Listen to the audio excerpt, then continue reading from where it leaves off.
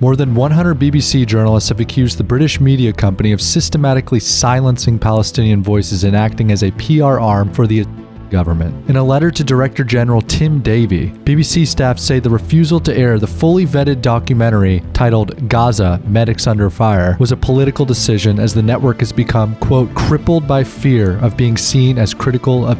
To be clear, the letter isn't asking the BBC to pick sides. They're just asking for honesty, context, and for journalists to be allowed to do their jobs. But their critique runs deep. Staff says the BBC has ignored UK arms sales to intentionally buried stories of Palestinian suffering and applied double standards that basically amount to anti-Palestinian racism. At the heart of the controversy is BBC board member Sir Robbie Gibb. Once a Tory communications chief and linked to the Jewish Chronicle, a paper accused of anti-Palestinian rhetoric, Gibb is accused of wielding outsized influence and undermining editorial integrity. In addition to Gibb's alleged bias, a January investigation by Mint Press and Dropsite News revealed that Rafi Berg, the BBC's Middle East editor, is a former CIA operative who openly collaborated with on a book he wrote called Red Sea Spies, which Prime Minister Benjamin Netanyahu keeps on a shelf in his office. So colleagues have accused Berg as well of wielding excessive influence to, quote, water down critical coverage of, as well as fostering a newsroom culture of, quote, extreme fear and shaping the corporation's reporting and some would label, quote, systematic